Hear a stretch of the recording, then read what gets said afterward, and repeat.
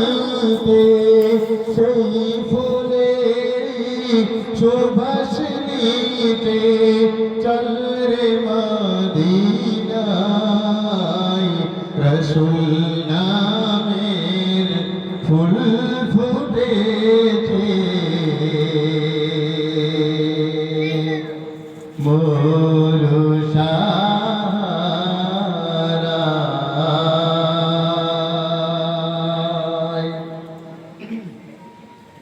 ডিজিটা বন্ধ হলো না ভাই, মাইক ভাই নেই নাকি?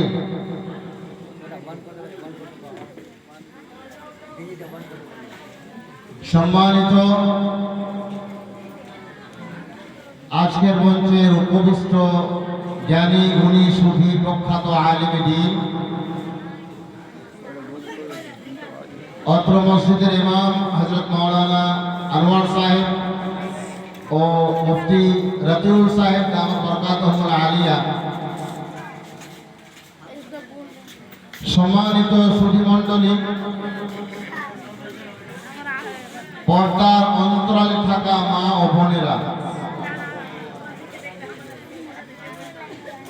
ছোট ছোট কচি কাঁচা বাচ্চারা, আপনাদের সকলকে শ্রেণী মোতাবিক সালাম শ্রদ্ধা ও স্নেহ জ্ঞাপন করে বাবারা চুপ করো, বাচ্চারা চুপ করো, চুপ করো, কথা বলতে দাও, বাচ্চারা চুপ করো, আপনারা চুপ করান। আর লোকজন কেমন আছে আমি তো বলতে পারবো না, হ্যাঁ লোকজন কেমন আছে আমি তো বলতে পারবো না, তবে যারা আছেন সামনে মিলেমিশে বসেন, গোছিয়ে বসেন, জায়গাগুলো খালি থাকবে তো যেদিকে থাক পিছন দিকে থাক, আর স্টেজের সামনেটা আপনারা সবাই সুন্দর করে মিলে বসুন, যেমন মজলিসে বসার নিয়ম আছে সেই নিয়ম অনুযায়ী সিস্টেম অনুযায়ী আপনারা বসুন, তাহলে কথা শুনতে এবং বলতে ভালো লাগবে, মাঝখানে শয়তান ঢুকে আপনাদের বিরক্ত করবে না। আপনাদের সকলকে আন্তরিক সালাম শ্রদ্ধা ও শুভেচ্ছা জানিয়ে সে মহান আল্লাহ তাবারক ওয়া তাআলার প্রশংসা করছি, যে মহান আল্লাহ তাআলা তিনি বড় মেহেরবানি করে অনুগ্রহ করে কোরআন ও সুন্নাহর একটি গুরুত্বপূর্ণ সভায় নির্ভেজাল খাঁটি কিছু কথা হাক্কানি উলামাদের মাধ্যমে শোনার জন্য আল্লাহ তাবারক ওয়া তাআলা আমাদেরকে এখানে বসার এবং কিছু কথা শোনার সুযোগ দান করেছেন, যার কৃতজ্ঞতা জ্ঞাপনার্থে বিনয়ের সঙ্গে শ্রদ্ধা জড়িত কণ্ঠে সমস্ত পড়ে নিচ্ছে আলহামদুলিল্লাহ। মা বোনরা আসতে এবং পুরুষরা একটু জোরে করে পড়ি আলহামদুলিল্লাহ। অসংখ্য দুরূদ ও সালাম বর্ষিত হোক সর্বকালের সর্বযুগের সর্বশ্রেষ্ঠ মহামানব, যিনি আবির্ভূত না হলে সৃষ্টি এবং স্রষ্টার মধ্যে একটা তারতম্য পার্থক্য আমরা বুঝতে পারতাম না। আমরা যে মানুষ, আমাদের মধ্যে মনুষ্যত্ব বোধ বলে একটা জিনিস আছে, মানবিকতা, দয়া, দাক্ষিণ্যতা, সহনশীলতা, সহমর্মিতা, সহানুভূতিশীলতা, ত্যাগ, তিতিক্ষা, সংযম, এই কিছুই আমরা জানতে এবং বুঝতে পারতাম না। প্রকৃত মানুষ হিসেবে আমরা স্বীকৃতি পেতাম না। তিনি আসার মাধ্যমে এবং অনেক ত্যাগের বিনিময়ে, অনেক কষ্টের বিনিময়ে, কত কষ্ট তিনি করেছেন বিশ্বনবী বলছেন, আল্লাহ তাবারক ওয়া তাআলা সমস্ত নবীকে যে কষ্ট দিয়েছেন, সমস্ত নবী যে কষ্ট পেয়েছেন ইসলাম প্রচারের ক্ষেত্রে, তার থেকে সমস্ত নবীর থেকে বেশি কষ্ট আমি পেয়েছি, বলুন সুবহানাল্লাহ। সুতরাং এত কষ্টের বিনিময়ে বিশ্বনবী যে আমাদেরকে কিছু কথা আমাদের কাছে দিনকে পৌঁছে দিলেন, সেই সরকার দো আলম ও ফখর মওজুদাত সাইয়্যিদুস সাকালাইন তাহা ইয়াসিন মুজাম্মিল ও মুদাসসির মুহাম্মদুর রাসূলুল্লাহ সাল্লাল্লাহু আলাইহি ওয়াসাল্লামের প্রতি অজস্র দুরূদ ও সালাম বর্ষিত হোক। আল্লাহুম্মা সাল্লি ওয়া সাল্লিম ওয়া বারিক আলা মুহাম্মদ। সম্মানিত সুধী মণ্ডলী, কোরআনে কারীমের সূরা নাবা থেকে কিছু আয়াত আমি আপনাদের সামনে পরিবেশন করেছি। ইনশাআল্লাহ তাআলা আল্লাহ চাইলে, আমি তো কিছু জানি না, আমার ব্যক্তিগতভাবে লেখাপড়াও নেই আর জ্ঞান বুদ্ধিও তেমনটা নেই। মানুষ ডাকছে, আপনারা ডাকছেন, ওলামারা বলছেন, আসছি, আল্লাহ কিছু কথা বলিয়ে নিচ্ছেন। তবে আল্লাহ তাবারক ওয়া তাআলা এই নগণ্য খাপসারকে নিয়ে যদি কিছু কথা বলার সুযোগ দেন, তবে ইনশাআল্লাহ কিছু কথা বলা সম্ভব না। একটা কথা বলা সম্ভব নয়, যেহেতু একদিকে আমি বেরিয়ে ইলম ছাড়া দূরে এবং আমল ছাড়াও দূরে। সুতরাং কয়েকটা গুরুত্বপূর্ণ কথা ভূমিকাতে আমি দু একটা কথা বলে আমি আমার আয়াতের দিকে যাব এবং সংক্ষিপ্ত ব্যাখ্যা ও বিশ্লেষণ আমি আপনার সামনে করে বিদায় দেবো ইনশাআল্লাহ তাআলা। প্রিয় ভাই সাহেব, গত কদিন আগে আলিপুরে একটা দোয়ার প্রোগ্রাম ছিল, সম্ভবত এক সপ্তাহ একটু বেশি হবে। আমি বেশ কিছু কথা একেবারে খুব সংক্ষিপ্ত সময়ের মধ্যে আমি বলেছিলাম। আমি আজকে মনে করি আজকেও আপনাদের জন্য কিছু কথা বলার প্রয়োজন, যদিও হযরত অনেক কথা বলে দিয়েছেন, এরপরে আমার বলার কিছু থাকে না। তবে আমার অভিজ্ঞতাটা আমি আপনাদের সামনে শেয়ার করতে চাই, যাতে আমার এবং আপনাদের উপকার হয়। দু একটা পয়েন্টের কথা আমি আপনাদের সামনে বলে নিয়ে আমি আমার আয়াতের সংক্ষিপ্ত আমি তরজমা এবং সংক্ষিপ্ত ব্যাখ্যা করে আমি এখান থেকে বিদায় নেব, দোয়া করব। প্রিয় বন্ধুরা, আপনারা জানেন আল্লাহ তাআলা আমাদেরকে দিয়েছেন যার নাম হচ্ছে ইসলাম। বাকি যে আদিয়ানগুলি, বাকি যে ধর্মগুলি, সেগুলি ইসলামের মতো পরিপূর্ণ নয় এবং আল্লাহ রাব্বুল আলামিনের পক্ষ থেকে প্রদত্তও নয়। এবং আল্লাহ তাবারক ওয়া তাআলা অন্য ইসলাম ছাড়া যদি কেউ অন্য ধর্মকে গ্রহণ করে নেয়, তাহলে তার ভয়ঙ্কর পরিণতি সম্পর্কে আল্লাহ তাবারক ওয়া তাআলা সতর্ক করে দিয়েছেন। আল্লাহ তাআলা বলছেন,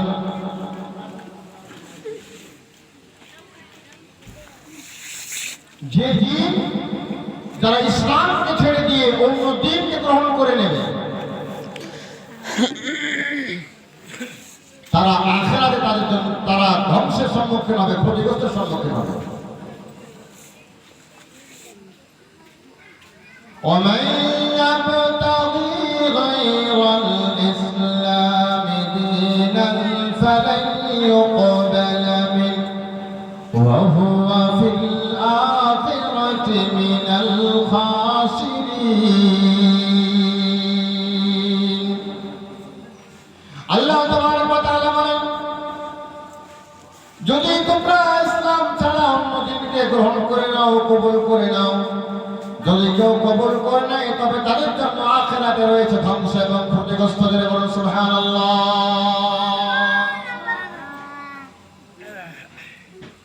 কি বুঝলাম আমরা?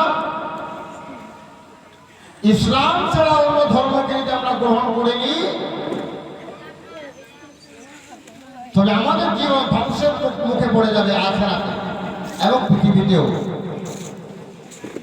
আল্লাহ তাবারক ওয়া তাআলা অন্যত্র বলেন, পৃথিবীর মুখে যতগুলো আদিয়ান রয়েছে, তথাকথিত ধর্ম রয়েছে, আমি আল্লাহ তাবারক ওয়া তাআলা তোমাদেরকে আমি যে দিন দিয়েছি, মাযহাব দিয়েছি, ইন্নাদ-দীনা ইনদাল্লাহিল ইসলাম। আল্লাহ তাবারক ওয়া তাআলা বলেন, নিশ্চয়ই আল্লাহর কাছে মনোনীত গ্রহণযোগ্য হলো একমাত্র কেবলমাত্র দিন ইসলাম। ধরে বলি আলহামদুলিল্লাহ। সম্মানিত সুধী, কোরআনে কারীমের এই দুটো আয়াত থেকে আমি একটা কথা আপনাকে বোঝাতে চাচ্ছি। আমার লোকজন আছে না নাই? আচ্ছা, মনে করছেন মনে হয় এখন কবরস্থানে আছেন আমরা, হ্যাঁ? হাজরাতরা বসে আছেন, একটা হাদিস বলি, বলতে চাই না তবুও বলতে হচ্ছে, মানে এই হাদিসটা বলতেই হচ্ছে। সেটা হচ্ছে যে বিশ্বনবী একবার মেরাজ গমন করার সময়, মেরাজ যখন গমন করছেন, আল্লাহর সঙ্গে সাক্ষাতে যাচ্ছিলেন, এক সময় ইব্রাহিম আলাইহিস সালামের সঙ্গে আকাশে দেখা হয়েছে। ইব্রাহিম আলাইহিস সালাম বলছেন, হে আল্লাহর রাসূল, আপনি যখন পৃথিবীর বুকে গমন করবেন, যাবেন, তখন আপনার উম্মতকে আমার সালাম দেবেন। কথা বুঝবেন এবং রেসপন্স দেবেন। রেসপন্স সেক্রেটারি না পাওয়া গেলে কথা বলে মনে আসে না। তো আল্লাহ তাবারক ওয়া তাআলা বলছেন, আল্লাহ রাসূল সাল্লাল্লাহু আলাইহি ওয়াসাল্লামকে বলেছেন ইব্রাহিম আলাইহিস সালাম যে আপনি সালাম দেবেন আর কি করবেন, আপনার উম্মতকে বলবেন যেন জান্নাতের মধ্যে তারা নিজের নামের পাশে তারা নিজের জন্য গাছের চারা রোপণ করে নেয়, ফুল ফলের গাছের চারা রোপণ করে আসে। নবী আখির জামান মুহাম্মদুর রাসূলুল্লাহ সাল্লাল্লাহু আলাইহি ওয়াসাল্লাম বলেন, ও আল্লাহর খলিল ইব্রাহিম জাতির পিতা, ও ইব্রাহিম আলাইহিস সালাম কেমন করে আমার উম্মত পৃথিবী থেকে জান্নাতের মধ্যে গাছের চারা রোপণ করবে আপনি একটু বলে দেন। ইব্রাহিম আলাইহিস সালাম বলেন, আল্লাহর হাবিব আপনার উম্মত পৃথিবী থেকে বলে দেবেন আপনার উম্মত আল্লাহর তাসবিহ পাঠ করবে, সুবহানাল্লাহ, আলহামদুলিল্লাহ, আল্লাহু আকবার, লা ইলাহা ইল্লাল্লাহ, আল্লাহর তোমার হামদ তাসবিহ পড়বে, আল্লাহর প্রশংসা করবে, আল্লাহর জিকির করবে, যতবার মুখে পড়বে আল্লাহ রাব্বুল আলামিন প্রত্যেকবার পড়ার বিনিময়ে একটা করে গাছের চারা তার নামের পাশে লাগিয়ে দেবেন। জোরে বলুন সুবহানাল্লাহ। তাহলে সুবহানাল্লাহ বলে যদি আমরা বলি, আলহামদুলিল্লাহ বলি, তাহলে আমাদের নামের পাশে একটা করে গাছের চারা লাগবে। এই যে সামনে কয়েকটা বাচ্চা বসে আছে, এরা খুব জোরে জোরে সুবহানাল্লাহ বলছে, এরা বুঝে বলছে বা না বুঝে বলছে? আপনারা বুঝানোর জন্য বলেন। আপনি দেখবেন যে আল্লামা তাহির সাহেব জ্ঞানী মাদ্রাসাল্লাহ একটা কথা বলছিলেন যে আমরা যখন সভা সমিতিতে বসি, ইউটিউবে ছাড়ব, যখন সভা সমিতিতে বসি তখন এই যে নারা তাকবীর লাগানো ওরা আমার এক সময়তে তো বলছে বাচ্চারা বেশি জোরে তাকবীর দেয়, বলছে বাচ্চারা তাকবীর দেয় আর সুবহানাল্লাহ দিয়ে বলে, আর না বুঝে বলে, আর বুঝেই না কেন বলছে, কেন বলতে বলছে। আর যারা বুঝে, যারা কথা বোঝে, তাদের মুখ বন্ধ, তারা চুপ করে থাকে, তারা তাদের মুখ দিয়ে তসবিহগুলো আর বলা হয় না, তারা বলতে পারে না। এটা দুর্ভাগ্যজনক। সুতরাং যারা জান্নাতে যেতে চান, যারা আকাঙ্ক্ষা জান্নাতে যাওয়া, এরপর থেকে আমার সঙ্গে কথা বলবেন আর তাসবিহগুলো পড়বেন। আর জান্নাতে যাওয়ার আকাঙ্ক্ষা যদি না থাকে তাহলে আমার আর বলার কিছু নেই। আকলমন্দों के लिए इशारा काफी है, জ্ঞানীর জন্য ইঙ্গিত যথেষ্ট। এবার বুঝবো আপনারা বুদ্ধিমান নাকি অন্য কিছু। দেখেন আমি ভরা জায়গাতে একেবারে আপনারা যেহেতু আছেন বক্তব্য রাখছি, নিশ্চয়ই আমি কবরস্থানে কথা বলছি না যে আপনারা কথা বলবেন। মানে সালামদার সাহেব বলতাম আসসালামু আলাইকুম ইয়া আহলাল কবর আফসাল্লাহু লানা ওয়া লাকুম, প্রথমে বলে দিতাম। যদি এটা কবরস্থান যেহেতু বক্তব্য রাখছি না, কথা বলছি না, আমি বেশি করে টাইম আপনার কাছ থেকে নেবো না। খালি কয়েকটা পয়েন্টের উপরে কথা বলে আমি সূরা নাবার যে আয়াতগুলো পড়েছি তার বিশ্লেষণ ব্যাখ্যা সংক্ষিপ্ত করে আমি শেষ করব। পয়েন্টের উপরে আমি আসছি এবং মনে করি যেগুলো কথা আপনাদের জন্য জানা বলা এবং জরুরি দরকার। হযরত অনেক কথা মাসালার মাধ্যমে বলে দিয়েছে। কি বলছিলাম যে আল্লাহ তাবারক ওয়া তাআলা বলছেন যে নিশ্চয়ই আল্লাহর কাছে একমাত্র কেবলমাত্র শুধুমাত্র মনোনীত দ্বীনের নাম ইসলাম। এটাই সঠিক। খ্রিস্টান ধর্ম, ইহুদি ধর্ম পরবর্তী জীবনে মানুষরা তৈরি করে নিয়েছে। আল্লাহ তাবারক ওয়া তাআলা ইহুদি এবং খ্রিস্টান ধর্ম তৈরি করে পাঠালেন সেইভাবে। আদম আলাইহিস সালাম থেকে মুহাম্মদ সাল্লাল্লাহু আলাইহি সাল্লাম পর্যন্ত আল্লাহর একটা নিয়ম ছিল, লা ইলাহা ইল্লাল্লাহ। আদম শফিউল্লাহ, লা ইলাহা ইল্লাল্লাহ মুসা কালিমুল্লাহ, লা ইলাহা ইল্লাল্লাহ ইব্রাহিম খলিলুল্লাহ, লা ইলাহা ইল্লাল্লাহ ইসমাঈল জবিহুল্লাহ, লা ইলাহা ইল্লাল্লাহ ঈসা রূহুল্লাহ, লা ইলাহা ইল্লাল্লাহ মুহাম্মাদুর রাসূলুল্লাহ সাল্লাল্লাহু আলাইহি ওয়াসাল্লাম। বুঝা গেল ইসলাম ধর্মের প্রবর্তন হয়েছে আদম আলাইহিস সালামের যুগে, আর ইসলাম ধর্ম পরিপূর্ণতা লাভ করেছে মুহাম্মাদুর রাসূলুল্লাহ সাল্লাল্লাহু আলাইহি ওয়াসাল্লামের যুগে। সেজন্য আল্লাহ তাআলা বলেছেন, মা কানা ইব্রাহিম ইয়াহুদিয়্যাও ওয়ালা নাসরানিয়্যাও ওয়ালাকিন কানা হানিফাম وما كان من المشركين আল্লাহ তাবারক ওয়া তাআলা বলেন ইব্রাহিম আলাইহিস সালাম তিনি ইহুদি ছিলেন না, খ্রিস্টান ছিলেন না, তিনি আত্মসমর্পণকারী ছিলেন, তিনি মুসলিম ছিলেন আর আত্মসমর্পণ করেছিলেন, তিনি মুশরিকদের দলভুক্ত ছিলেন না। বলুন সুবহানাল্লাহ।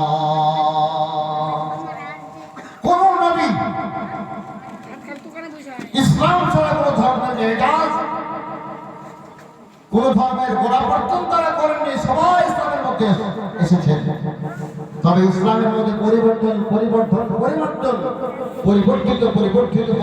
হতে হবে। ইসলাম পূর্ণাঙ্গতা লাভ করেছে মুহাম্মদ রাসূলুল্লাহ সাল্লাল্লাহু আলাইহি ওয়াসাল্লামের কাছে এসে। এবং আল্লাহ তাআলা বলছেন, আমি পয়েন্টে আসছি এক্ষুনি, আল্লাহ বলছেন আল-ইয়াওমা আকমালতু লাকুম দীনাকুম ওয়া আতমামতু আলাইকুম নি'মাতি ওয়া রাদিতু লাকুমুল ইসলাম দীনা। আল্লাহ তাআলা বলেন, আমি এই দিন অর্থাৎ ইসলামকে পরিপূর্ণ করে দিলাম। ইসলাম পরিপূর্ণ হয়ে গেল। ইসলাম মুকাম্মাল নিজামে হায়াত, কমপ্লিট কোড অফ লাইফ ইসলাম। আল্লাহ বলেন ইসলামকে পরিপূর্ণ করে দিলাম আর আমার কোন সময় দিনের উপরে বর্ষণ করে দিলাম আর আমি ইসলামের উপরে দিনের উপরে রাজি হয়ে গেলাম। ধরে বলি আলহামদুলিল্লাহ। সম্মানিত সুধী, সুতরাং এই যে আমরা আল্লাহ পাকের দিনের উপরে রাজি হয়ে গেলাম, সন্তুষ্ট হয়ে আল্লাহ পাক সন্তুষ্ট হয়ে গেলেন, রাজি হয়ে গেলেন আর পরিপূর্ণ করলেন। বোঝা গেল পরিপূর্ণ কি অর্থ? পরিপূর্ণ অর্থ হলো আপনি একটা গ্লাসে পানি রেখেছেন, ফুল, একটা গ্লাসে যদি আপনি ফুল পানি রাখেন তাহলে সেই গ্লাসে যদি ফুল হয়ে থাকে, কমপ্লিট হয়ে থাকে আর এরপরে আপনি অতিরিক্ত পানি যদি আপনি গ্লাসের মধ্যে দেন তাহলে পানি থাকবে না পড়বে? পানি পড়ে যাবে, পড়বে। কারণ হচ্ছে যে গ্লাস কমপ্লিট হয়েছে, পরিপূর্ণ হয়েছে। সুতরাং ইসলাম পরিপূর্ণ হয়ে যাওয়ার পর ইসলামের মধ্যে যারা নতুন জিনিসকে আবিষ্কার করতে চাইবে, নতুন জিনিসকে ঢোকাতে চাইবে, আল্লাহ তাআলা তার রাসূল তার ওয়ারিসদেরকে রেখে গেছেন। ইসলাম পরিপূর্ণ, ইসলামে নতুনত্ব যারা আবিষ্কার করতে চাইবে, ইসলামের মধ্যে ঢোকাবে কিন্তু ঢুকবে না, পড়ে যাবে, তার গ্রহণযোগ্য হবে না, সব বিদআত হয়ে যাবে। সম্মানিত সুধী, তাহলে বোঝা গেল ইসলাম যে পরিপূর্ণতা লাভ করেছে এর থেকে কোনো কিছু কমানোর অবকাশ যেমন নেই, কোনো কিছু বাড়ানোর তেমন অবকাশ নেই। যদি আপনি শরিয়ত থেকে কোরআনের কোনো আয়াতকে আপনি কমিয়ে দেন, কোরআনের কোনো বিধানকে আপনি কমিয়ে দেন, কাটছাঁট করে দেন, রাসূলের সুন্নাহকে যদি, রাসূলের হাদিস থেকে যদি আপনি রাসূলের আইনকে আপনি কমিয়ে দেন, যেটা আছে সেটা যদি নেই বলেন যে না এটা নেই, কতটা আছে? আপনি বলছেন নেই। কোরআনে কারীমের কোনো আইন যদি আপনি বাতিল করে দেন, না মানেন, একটা আয়াতের অংশকেও যদি আপনি না মানেন, হযরত পাশে বসা মুফতি সাহেব আছেন, ফতোয়া নিয়ে দেখেন একটা আয়াতের একটা সামান্য অংশকে অস্বীকার করলে বা নেই বলে তো কাফির হয়ে যাবে, মুরতাদ হয়ে যাবে, বেঈমান হয়ে যাবে।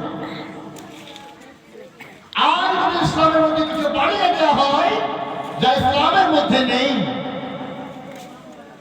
তবে সে হয়ে যাবে বিদআতি, গুমরাহ, অথভ্যস্ততা। তার আহলে সুন্নাত ওয়াল জামাআতের সঙ্গে কোনো সম্পর্ক নেই, কোনো কানেকশন নেই। তাহলে ইসলামের মধ্যে কোনো জিনিস বাড়ানো যেমন হারাম, কমানো তেমন হারাম, এটা মনে রাখবেন। একটা বই আপনারা দেখতে পারেন বাংলাতে এসছে, বইটা আরবি ছিল, উর্দু হয়েছে, বর্তমানে বাংলা হয়ে গেছে। বইটার নাম হচ্ছে বুনিয়াদুত তালিবিন। থাকলে দেখে নেবেন, নাহলে কিনে নেবেন বই। আহমদ ইবনে হাম্বল রাহমাতুল্লাহ আলাইহির মাসলাকের বই, লিখেছেন শেখ আব্দুল কাদের জিলানী নম্বর আল্লাহ মারতাবাহু ওয়া জাআলাল জান্নাতা মাথওয়াহু। আল্লাহ তাআলা তার কবরকে নূর দিয়ে ভরে দেন। তিনি সেই বই লিখছেন যে মুসলমানরা যদি কোনো বিদআতি কোন রাস্তা দিয়ে যায়, মুসলমান তুমি রাস্তা পরিবর্তন করে যাও। যে ব্যক্তি বিদআত আবিষ্কারকারী, ইসলামের মধ্যে নিত্য নতুন আবিষ্কারকারীদেরকে সালাম করলো, তাদের সঙ্গে বন্ধুত্ব করলো, সে যেন বিশ্বনবীর সঙ্গে শত্রুতা করলো। আর যারা তাদের সঙ্গে শরীয়তের দৃষ্টিভঙ্গিতে শত্রুতা করলো, তারা যেন বিশ্বনবীর সঙ্গে বন্ধুত্ব করলো। কথাগুলো লেখা আছে বুনিয়াদুত তালিবিনের মধ্যে শেখ আব্দুল কাদের জিলানী রাহমাতুল্লাহ আলাইহির লেখা বই, আপনারা পড়ে নেবেন। সেখানে বিদআতের ডেফিনিশন কি সেটা বলে দেওয়া হয়, বিদআতের সংজ্ঞা বলে দেওয়া হয়। সুতরাং দেখে নেবেন আমাদের উলামারা বানিয়ে কোনো কথা বলা আল্লাহ পছন্দ করেন না, রাসূল পছন্দ করেন না। আমাদের উলামারা বলে না, আমরা তাদের খাদিম হিসেবে, অনুসারী হিসেবে আমরাও বলি। সুতরাং বিদআত থেকে আমাদের সম্পূর্ণরূপে নিজেকে বিরত রাখতে হবে। আমি যে পয়েন্টের উপরে আসতে চাচ্ছিলাম সেটা হচ্ছে, দেখুন শরীয়তের অনেকগুলি প্রকার ভেদ রয়েছে, প্রায় 8 প্রকার ভেদ রয়েছে। ফরজ, ওয়াজিব, সুন্নাহ, মুস্তাহাব, হারাম, মাকরুহ, মুবাহ, এমনি করে 8টা প্রকার ভেদ রয়েছে।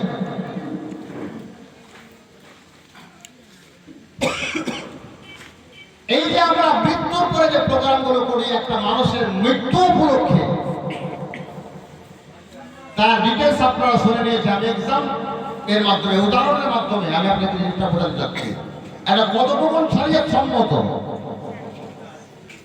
আমার বন্ধুগণ, আল্লাহর নবীর কাছে একটা সাহাবী এসে বললেন, ইয়া রাসূলুল্লাহ, ইয়া হাবিবাল্লাহ, আল্লাহর নবী গো, আমার খালা যান, আমি আমার খালাকে ভীষণ ভালোবাসতাম।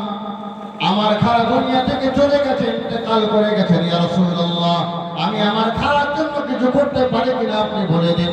আল্লাহর নবী মুহাম্মদ রাসূলুল্লাহ সাল্লাল্লাহু আলাইহি সাল্লাম বলেন, সাহাবীরে, নিশ্চয়ই তোমার খালার জন্য তুমি কিছু করতে পারো। ওরে সাহাবী, শুনে নাও, তোমার কাছে যেটা প্রিয় বস্তু, তোমার জীবনের থেকে যেটা প্রিয় বস্তু, ওই বস্তুটিকে আল্লাহর পথে তোমার খালার ইসালে সওয়াবের জন্য দান করে দাও। জয় বলি আলহামদুলিল্লাহ,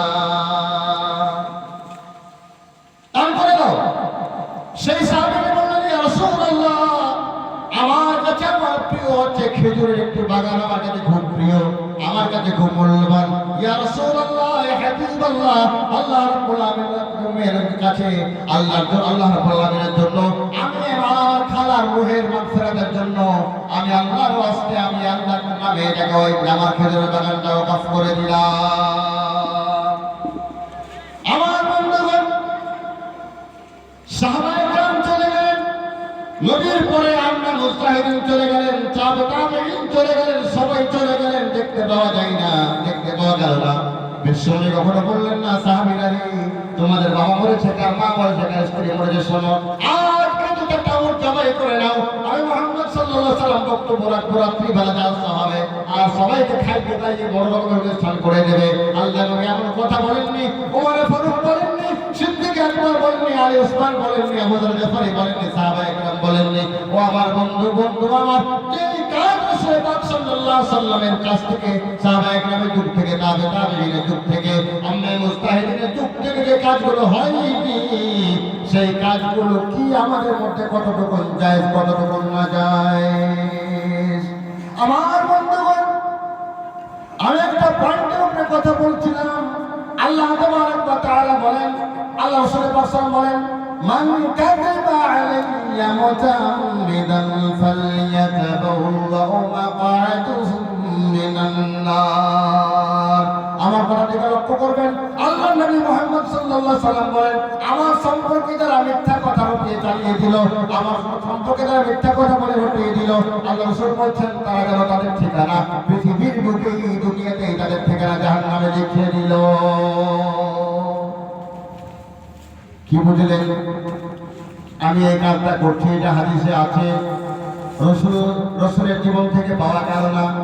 আমি হাদিস বলে চালিয়ে দিলাম, আমি রসুলের সুন্নাহ বলে চালিয়ে দিলাম। রসুল এই কাজ করেনি, রসুলের যুগে এটা হয়নি, সুন্নাত বলে আপনি চালিয়ে দিলেন। আপনি কবরে আযান দেওয়ার কথা চালু করে দিয়ে বলে রসুলের সুন্নাত, অথচ রসুল করলেন না, সাহাবারা করলেন না, তাবেঈন করলেন না, তাবেঈন করলেন, আপনি চালিয়ে দিলেন। আল্লাহ রসুল বলেন আমার সম্পর্কে মিথ্যা বলে তারা চালিয়ে দিল, তারা দুনিয়াতেই নিজের